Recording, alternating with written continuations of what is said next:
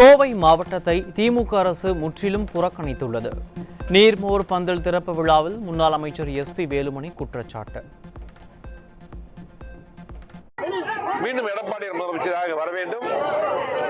கோவை மாவட்டத்தில் விடுபட்ட திட்டங்கள் திமுக செய்யாத திட்டங்கள் எல்லாம் மீண்டும் செய்ய வேண்டும் எதிர்பார்க்கிறார்கள். கண்டிப்பாக எடப்பாடி முதலமைச்சராக 2026 வருவது உறுதி. கோவை மாவட்டத்தில் திமுக புறக்கணித்திருக்கிறது. கண்டிப்பாக மீண்டும் எடப்பாடி விடுபட்ட திட்டங்களை திமுக செய்யாத திட்டங்களை செய்வோம். நன்றி.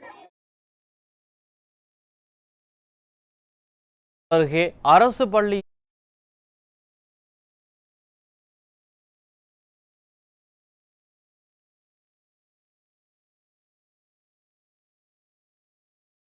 விருதுநகர் அருகே அரசு பள்ளியில் 7ஆம் வகுப்பு படிக்கும் 3 மாணவிகளுக்கு பாலியல் தொல்லை தந்த தலைமை ஆசிரியர். பாதிக்கப்பட்ட மாணவி ஒருவரின் தாய் பெண் காவலராக பணியாற்றி வரும் நிலையில் சட்டப்பேரவை நடப்பதால் இது குறித்து கிளற வேண்டாம் என காவல் உயரதிகாரிகள் பெண் போலீசுக்கு மிரட்டல் விடுத்த அவலம். கோவையில் 17 வயதுடைய சிறுமியை கர்ப்பமாக்கி திருமணம் செய்த இளைஞர் போக்சோவில் பிடிபட்டார். நிர்வாக திறனற்ற திமுக ஆட்சியில் குழந்தை திருமணங்களை தடுக்க வேண்டிய சமூக நலத்துறை ஆழ்ந்த கும்பகர்ண தூக்கத்தில் இருப்பதால் குழந்தை திருமணங்களும் அவர்களுக்கு எதிரான குற்ற செயல்களும் அதிகரித்துள்ளதாக புகார். தேனி அருகே அரசு பள்ளியில் சத்துணவு ஊழியருக்கு பாலியல் தொல்லை கொடுத்த 2 ஆசிரியர்கள் சிக்கினர். திராவிட மாடல் காவல்துறையினர் லஞ்சம் வாங்கி கொண்டு குற்றவாளிகளுக்கு ஆதரவாக செயல்பட்டதாக பாதிக்கப்பட்ட பெண் குற்றச்சாட்டு. போலீஸ் கம்ப்ளைண்ட் பண்ணப்ப நீ கம்ப்ளைண்ட் பண்ண எனக்கு நான் எஃப்ஐஆர்லாம் போட்டாங்க. ஆனால் நான் சொன்ன கம்ப்ளைண்ட் வேற, அவங்க எழுதுனது கம்ப்ளைண்ட் வேற. பணத்தை வாங்கி என்ன பண்ணாங்கன்னு தெரியல. 2வது நான் ஸ்கூலுக்கு மறுபடியும் வந்துட்டு மிரட்டுறாரு. நீ என்ன பண்ணுவ பண்ணு, உனக்கு நான் அனாதை தானே, நீ என்ன பண்ணுவ, எனக்கு இல்லை நான் வேலை பார்க்குறேன், அவனை சத்தனை நான் நோண்டுவேன் அப்படின்னு சொல்லி மிரட்டுறாரு. எனக்கும் என் பிள்ளைகளுக்கு ஆதரவு கிடையாது இப்போ வரைக்கும். நாளைக்கு நான் வேலை பார்க்க முடியாத சூழ்நிலையே மிரட்டுறாரு என்ன. எனக்கு நீங்கள் தக்க நடவடிக்கை எடுக்கணும். இது மாதிரி எத்தனை பெண்களும். சென்னை திருவிக நகரில் 14 வயது சிறுமியை பாலியல் வன்கொடுமை செய்த 17 வயது சிறுவனும் உடந்தையாக இருந்த பெற்றோரும் சிக்கினர். ஸ்டாலின் ஆட்சியில் பாலியல் குற்றங்கள் சர்வசாதாரணமாக நிகழ்ந்து வருவது மக்களிடையே அதிர்ச்சியை ஏற்படுத்தியுள்ளது. சென்னை பெரவள்ளூர் பகுதியில் நண்பர்களுடன் மது அருந்திவிட்டு வந்த நபர் வெட்டி கொலை. ஸ்டாலின் தொகுதியான கொளத்தூரிலேயே அரங்கேறிய கொலை சம்பவங்களால் சந்தி சிரிக்கும் சட்டம் ஒழுங்கு. சிவகங்கை மாவட்டம் திருப்புவனம் அருகே தனியார் சோலார் நிறுவன வளாகத்தில் எரிந்த நிலையில் காவலாளி சடலமாக மீட்பு. திராவிட மாடல் ஆட்சியில் காவல்துறை மீது சிறிதும் பயம் இல்லாததால் கொலை சம்பவம் சர்வசாதாரணமாக நடைபெறுவதாக மக்கள் குற்றச்சாட்டு. தூத்துக்குடி அருகே பொட்டலூரணியில் பெண் ஒருவர் கொலை செய்யப்பட்ட வழக்கில் 18 வயது சிறுவன் சிக்கினான். சட்டம் ஒழுங்கை கவனிக்க வேண்டிய திராவிட மாடல் முதல்வர் விளம்பரங்களில் மட்டும் கவனம் செலுத்துவதால் சிறார்களும் கொலையாளிகளாகும் அவலம். சேலம் மாவட்ட துணை காவல் கண்காணிப்பாளர் அலுவலகம் அருகே மர்மமான முறையில் கொலை செய்யப்பட்ட நிலையில் ஆண் சடலம் மீட்பு. திமுக ஆட்சியில் நாள்தோறும் அதிகரித்து வரும் கொலை சம்பவங்களால் கேள்விக்குறியாகும் சட்டம் ஒழுங்கு.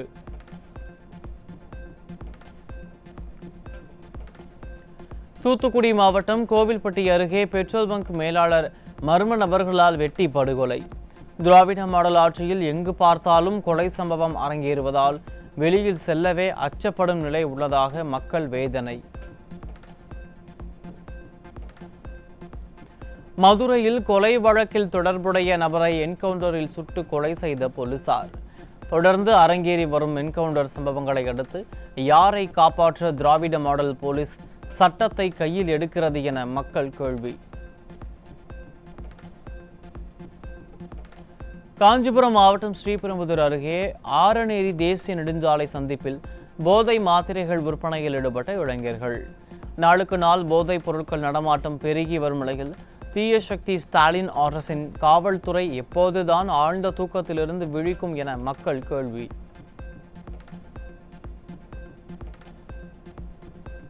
கேரளாவிலிருந்து தமிழகம் வழியாக இலங்கைக்கு கடத்தப்பட்ட 3,20,00,000 ரூபாய் மதிப்பிலான கஞ்சாவை பறிமுதல் செய்த இலங்கை ராணுவ அதிகாரிகள்.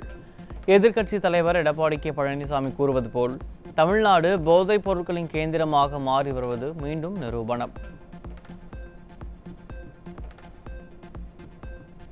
திருப்பத்தூர் மாவட்டம் ஜோலார்பேட்டை ரயில் நிலையத்தில் 12,50,000 ரூபாய் மதிப்பிலான 25 கிலோ எடை கொண்ட கஞ்சா மற்றும் குட்கா சிக்கியது.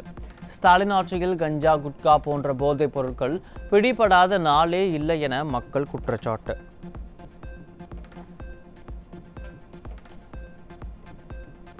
திருப்பூர் ரயில் நிலையத்தில் 4.5 கிலோ கஞ்சா சாக்லேட்டுடன் வடமாநில இளைஞர் சிக்கினார். நிர்வாக திறனற்ற ஸ்டாலின் ஆட்சியில் விதவிதமான பெயரில் விநியோகிக்கப்படும் கஞ்சாவை தடுக்க முடியாமல் காவல்துறை திணறுவதாக மக்கள் விமர்சனம். கர்நாடக மாநிலம் பெங்களூரிலிருந்து விழுப்புரத்திற்கு காரில் கடத்தி வரப்பட்ட 13 லட்சம் மதிப்பிலான குட்கா மூட்டைகளுடன் ஒருவர் சிக்கினார். கடந்த சில மாதங்களாக அண்டை மாநிலங்களிலிருந்து கஞ்சா, குட்கா போன்ற போதைப் பொருட்கள் சர்வசாதாரணமாக கடத்தி வரப்படும் நிலையில் மாநில எல்லையில் போலீசார் என்ன செய்து கொண்டிருக்கிறார்கள் என மக்கள் கேள்வி. தருமபுரி அருகே 17 கிலோ குட்காவுடன் வட மாநில இளைஞர் பிடிபட்டார். குட்கா, கஞ்சா, கள்ளச்சாராயம் என தமிழகத்தை சீரழித்ததுதான் திராவிட மாடல் கொடுத்திருக்கும் விடியல் என மக்கள் வேதனை. வேலூர் மாவட்டம் குடியாத்தம் அருகே கள்ளச்சாராயம் விற்ற இருவர் பிடிபட்டனர். கள்ளச்சாராயத்தால் 70க்கும் மேற்பட்ட உயிர்களை பறிகொடுத்த பிறகும் ஸ்டாலின் அரசின் உறக்கம் கலையவில்லை என மக்கள் வேதனை.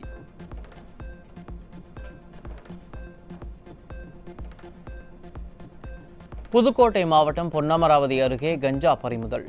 கஞ்சா போன்ற போதைப் பொருட்களை கட்டுப்படுத்த முடியாமல் திராவிட மாடல் அரசு திணறி வருவதாக மக்கள் புகார்.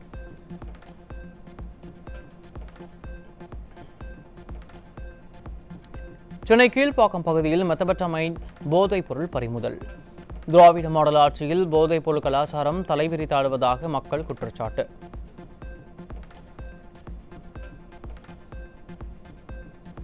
நாமக்கல் மாவட்டம் குமாரபாளையம் பகுதியில் கஞ்சா விற்பனையில் ஈடுபட்ட இளைஞர்கள் உள்பட 22 பேர் சிக்கினர். படித்த இளைஞர்கள் முதல் முதியவர்கள் வரை கஞ்சா விற்பனையில் ஈடுபடும் அவலம். கடலூர் மாவட்டம் காட்டுமன்னார் கோவில் அருகே விற்பனைக்காக வைக்கப்பட்டிருந்த கஞ்சா பறிமுதல். தமிழகத்தில் அதிகரித்து வரும் கஞ்சா உள்ளிட்ட போதைப் பொருட்கள் புழக்கம் கட்டுப்படுத்தப்படுவது எப்போது ஸ்டாலின் என மக்கள் கேள்வி.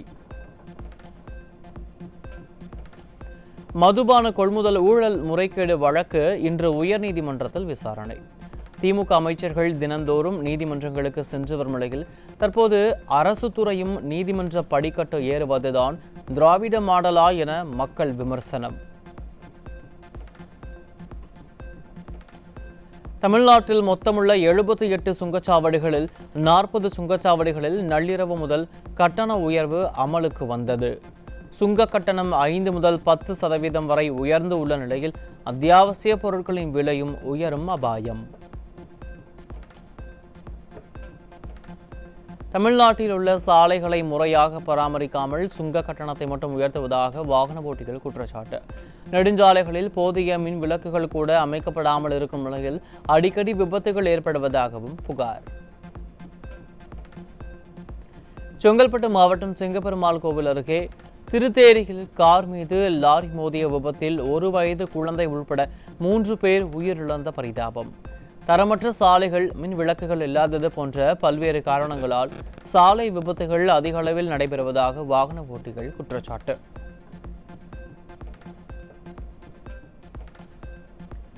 அனைத்து துறைகளிலும் பெண்களுக்கு 33% 50% இடஒதுக்கீடு வழங்க வேண்டும் என மேடைக்கு மேடை வெற்றி விளம்பரம் செய்து வரும் திமுக ஆட்சியில் தமிழகத்தில் 5% மட்டுமே பெண் எம்எல்ஏக்கள் இருப்பது அம்பலம்.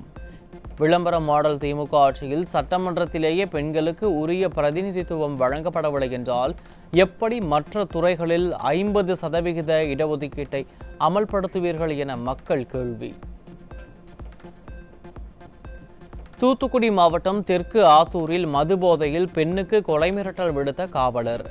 நிர்வாக திறனற்ற திமுக ஆட்சியில் பெண்களுக்கு துளியும் பாதுகாப்பு இல்லை என்பது மீண்டும் மீண்டும் நிரூபணமாகி வரும் நிலையில் முதலமைச்சர் இனியாவது நடவடிக்கை எடுப்பாரா என மக்கள் கேள்வி. உயர்நீதிமன்ற உத்தரவை தொடர்ந்து நீலகிரி மாவட்டம் உதகை, திண்டுக்கல் மாவட்டம் கொடைக்கானல் ஆகிய பகுதிகளுக்கு செல்ல இ பாஸ் முறை இன்று முதல் அமல். இ பாஸ் அறிமுகத்தால் தங்கள் வாழ்வாதாரம் பாதிக்கப்படுவதாக கூறி நீலகிரியில் நாளை முழு அடைப்பு போராட்டம் நடைபெறும் என வியாபாரிகள் அறிவிப்பு. பழிவாங்கும் நடவடிக்கையை கண்டித்து மீண்டும் வேலை நிறுத்தத்தில் ஈடுபட சாம்சங் தொழிலாளர்கள் முடிவு.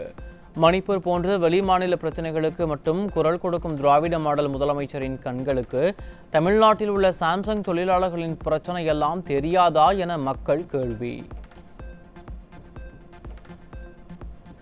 சென்னை சூளைமேட்டில் முதியவரை கிரிக்கெட் பேட்டால் அடித்து கொலைவெறி தாக்குதல் நடத்திய சிசிடிவி காட்சி வெளியீடு. திராவிட மாடல் ஆட்சியில் சட்டம் ஒழுங்கு சந்தி சிரிப்பதற்கு இதுபோன்ற சம்பவங்களே சாட்சி என மக்கள் ஆவேசம்.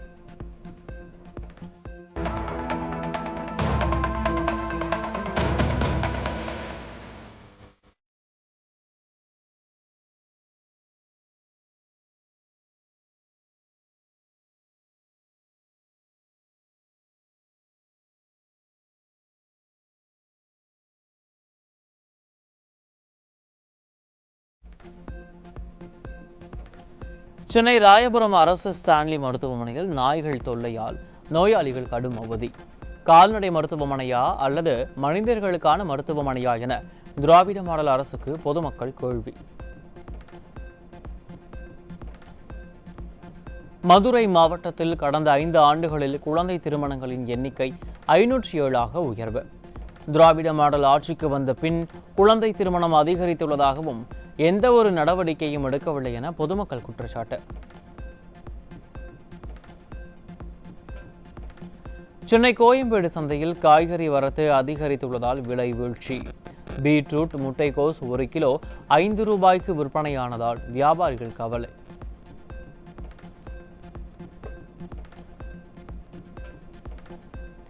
கர்நாடகாவிற்கு மின்சாரம் அனுப்பக்கூடாது என நெய்வேலி NLC அனல்மின் நிலையத்தை முற்றுகையிட்டு விவசாயிகள் போராட்டம். விவசாயிகளின் முழக்கங்களுக்கு செவி சாய்க்காத திராவிட மாடல் அரசு காவல்துறை போராட்டத்தில் ஈடுபட்ட விவசாயிகளை கைது செய்து அராஜகத்தில் ஈடுபட்டதால் பரபரப்பு. திண்டுக்கல் மாவட்டம் வேடச்சந்தூர் அருகே வண்டல் மண் எடுக்க எதிர்ப்பு தெரிவித்த காவல் ஆய்வாளரை கண்டித்து டிராக்டருடன் விவசாயிகள் சாலை மறியல்.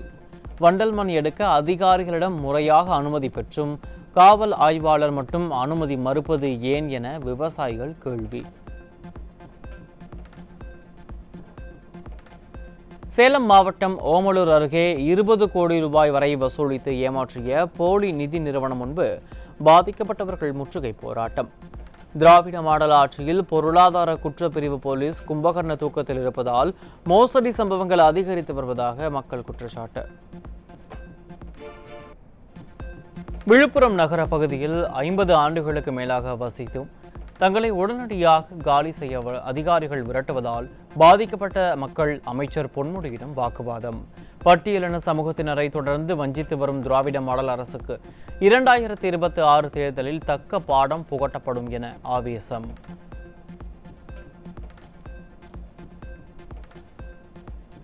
தாம்பரம் மாநகராட்சி திருநீர்மலையில் உள்ள நாட்டு கால்வாய் மற்றும் ஏரி ஆகியவற்றை சீரமைக்க 53 கோடி ரூபாய் நிதி கேட்ட நிலையில் 5.15 கோடி மட்டுமே நிதி ஒதுக்கிய திராவிட மாடல் அரசு மீது மக்கள் அதிருப்தி.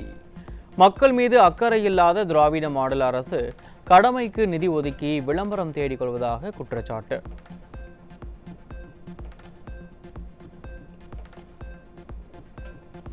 திருவாரூர் மாவட்டம் திருத்துறைப்பூண்டி அருகே நெடும்பலம் ஊராட்சியில் முண்டியடித்துக் கொண்டு லாரி தண்ணீரை பிடிக்கும் பொதுமக்கள். மக்களின் அடிப்படை தேவையான குடிநீருக்கே அவதியடைந்து வரும் நிலையில் காக்கைக்கு தண்ணீர் வைத்து ரீல்ஸ் போட்டுக் கொண்டுள்ளார் திராவிட மாடல் முதல்வர். ராமநாதபுரம் மாவட்டம் உச்சிப்புலி அருகே கடற்கரையில் தடை செய்யப்பட்ட 200 கிலோ அட்டை பறிமுதல். கடலோர பகுதிகளில் சட்டவிரோத கடத்தல் சம்பவம் தொடர்கதையாகி வருவதாக மக்கள் குற்றச்சாட்டு. சென்னை மாநில கல்லூரியில் அடிப்படை வசதிகளை மேம்படுத்தாமல் மாணவர் எண்ணிக்கையை மட்டும் கூட்டும் பெயரில் 600 இடங்களை கூடுதலாக அனுமதித்த விடிய அரசின் உயர்கல்வித்துறை. கல்லூரியில் வகுப்பறைகள், பேராசிரியர்கள், ஆய்வுக்கூடங்கள் போன்றவை பற்றாக்குறையில் இருக்கும் நிலையில் இப்படி கண்மூடித்தனமாக மாணவர் சேர்க்கையை அதிகரிக்கலாமா என மாணவர்கள் கேள்வி.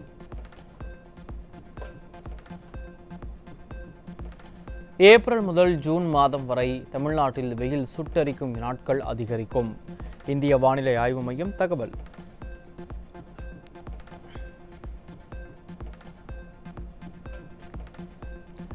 திருவண்ணாமலை மாவட்டம் ஜவ்வாது மலை வனப்பகுதியில் பற்றி எரியும் காட்டு தீயை அணைக்க முடியாமல் தீயணைப்புத்துறையினர் திணறுவதால் விலங்குகள் மற்றும் அரிய வகை மூலிகைகள் தீயில் கருகி நாசம். எழுதாத பேனாவுக்கு சிலை அமைப்பதற்கு காட்டும் ஆர்வத்தை வனப்பகுதியில் தீயை அணைக்கும் இயந்திரத்தை உருவாக்குவது குறித்தும் திராவிட மாடல் முதலமைச்சர் ஆர்வம் காட்ட வேண்டுமென மக்கள் வலியுறுத்தல்.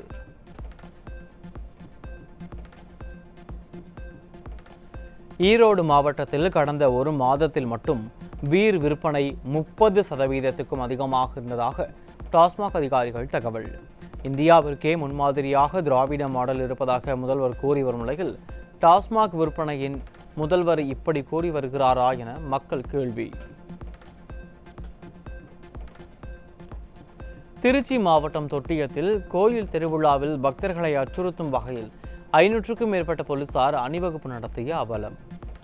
பக்தியையும் மகிழ்ச்சியையும் பிரதிபலிக்கும் விழாக்களில் கலவர சூழலை நினைவூட்டும் பாதுகாப்பு ஏற்பாடுகள் தேவையா என்ற கேள்வியை எழுப்பியுள்ள மக்கள், இதுதான் எந்த கொம்பனும் குறை சொல்ல முடியாத ஆட்சியா என கேள்வி. பங்குனி ஆராட்டு திருவிழாவை முன்னிட்டு சபரிமலை ஐயப்பன் கோயில் நடை இன்று திறப்பு.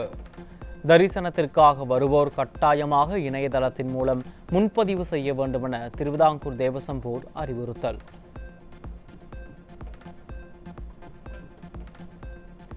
சென்னையில் 19 கிலோ எடை கொண்ட வணிக பயன்பாட்டுக்கான சிலிண்டர் விலை குறைந்தது. 43 ரூபாய் 50 காசு குறைந்து 1921 ரூபாய் 50 காசுக்கு விற்பனை.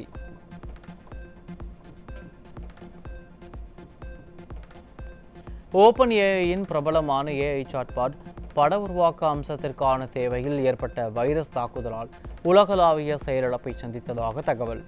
ஒரே நேரத்தில் கலை படைப்புகளை உருவாக்க பல கோடிக்கணக்கானவர்கள் பயன்படுத்தியதால் அதன் சேவைகள் தடைபட்டதாக தகவல்.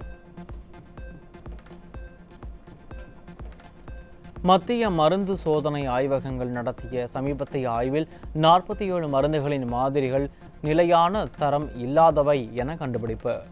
சந்தையில் உள்ள பிற மருந்து தயாரிப்புகளில் எந்த பிரச்சனையும் இல்லை என்றும் மத்திய சுகாதார அமைச்சகம் தெளிவுபடுத்தியதாக தகவல்.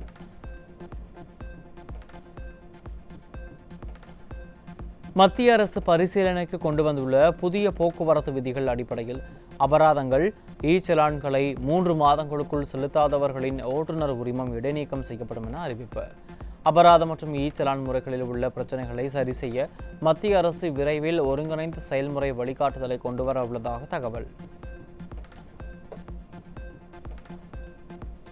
கேஸ் சிலிண்டர் பெற மார்ச் 31ஆம் தேதிக்குள் விரல் ரேகையை புதுப்பிக்க மத்திய அரசு கட்டாயமாக்கியிருக்கும் நிலையில் இதுவரை 50% பயனாளர்கள் புதுப்பிக்க தவறியதாக தகவல். விரல் ரேகையை புதுப்பிக்க தவறியவர்களுக்கு கேஸ் சிலிண்டர் விநியோகத்தில் சிக்கல் ஏற்படும் அபாயம் உள்ளதால் விரைவில் புதுப்பிக்க அறிவுறுத்தல்.